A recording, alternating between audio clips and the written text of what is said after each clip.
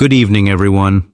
Welcome back to True Stories, the place where we uncover real encounters that leave you questioning what's real and what isn't. Tonight's story isn't just about fear, it's about faith, fate, and the thin line that separates the living from the dead. My name is Rehan Cole.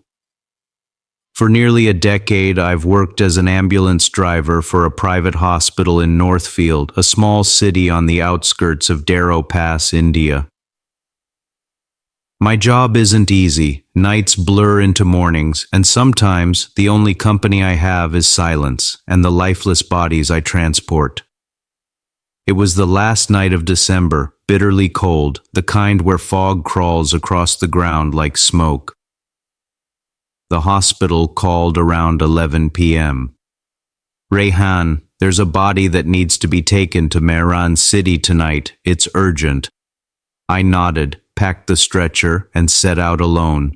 Just me and the covered body in the back. I never looked under the sheet, never felt the need to. There's something about the stillness of death that doesn't deserve curiosity. The first few miles were uneventful. The fog thickened as I passed through the deserted stretch beyond Darrow Bridge. The road seemed to swallow the world whole. No lights, no sound, just the hum of the engine. Then, as instinct often does, I glanced at the rearview mirror. The sheet lay still over the body, motionless. But just as I was about to look away, I noticed it. A faint movement, like the fabric had rippled. My chest tightened. Maybe the bumps, I told myself. Just the bumps. Half an hour later, near a stretch of wilderness known as Haverfield Woods, I saw something. Someone.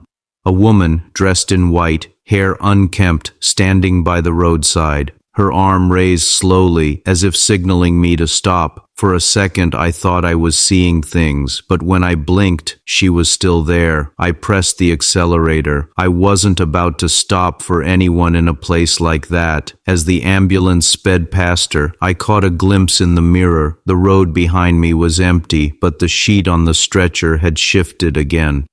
This time, more than before. Now the edge of a foot was visible. Blackened nails, unnaturally long. Despite the heater, I felt a chill creeping down my spine. That's when the hospital called again. Rehan, did you leave already? Yes, around 11:30. But the police transferred that body an hour ago. The one you took, it's not from us. The line went dead. For a long moment I just sat there, the weight of that silence crushing me. Then slowly I looked into the mirror again. The sheet was half open. A hand, pale blue, hung loosely over the stretcher, its fingers twitching. I slammed the brakes. Heart hammering, I jumped out and ran to the back. The air reeked of metal and something stale. I lifted the sheet. The body lay perfectly still. No sign of movement. No breath. Just a corpse.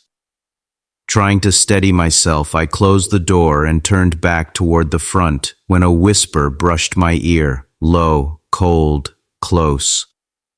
There was no one there. I scrambled back into the driver's seat, hands trembling. Every sound, every creak felt alive. The fog thickened to the point I could barely see the road. And then, the sheet moved again, this time unmistakably. The hand rose, pulling the fabric down, revealing a face. The eyes were open, burning red. I couldn't breathe. My body froze as those eyes turned toward me. Then came the voice, deep, broken, not human. I am not what you think I am. I screamed, jumped out, and ran into the freezing night. My breath came in gasps, my shirt soaked in sweat. I turned back to see the ambulance door opening on its own. Something was climbing out. It hovered slightly above the ground, its form dark, its face almost human but twisted with something ancient. Then the world around me shifted, the road signs vanished, the trees seemed to move. My watch flickered, 1:30 a.m. turned to 7 a.m., but the sky was still black. The ambulance's engine roared to life on its own. The door slammed shut, and that thing slid back inside. I had no control. The vehicle moved by itself, turning down a narrow lane marked by a weathered sign that read, "Graveyard of Solitude, next turn." The fog swallowed the world again. When the ambulance finally stopped, I realized I was standing at the gates of an ancient burial ground. The air was still, heavy with the smell of damp earth. I stepped out, trembling, and there it was. The body stood upright among the graves.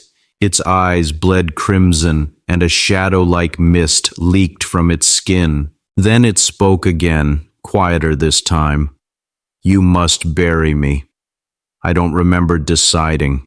My legs moved on their own. My mind screamed, but my body obeyed. I picked up a rusted shovel lying nearby and began digging. Each motion felt endless, each breath shorter than the last. As the final handful of dirt fell over the grave, the ground trembled. The figure screamed, a sound that split the air open, and then silence. The first light of dawn broke through the fog. The birds began to sing, and when I turned, the ambulance stood quietly behind me, its doors closed, the sheet perfectly folded, as though nothing had ever happened. I drove back to Northfield in silence. Everything looked normal again.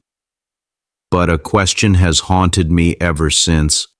If the hospital never gave me that body, then who or what was I carrying that night?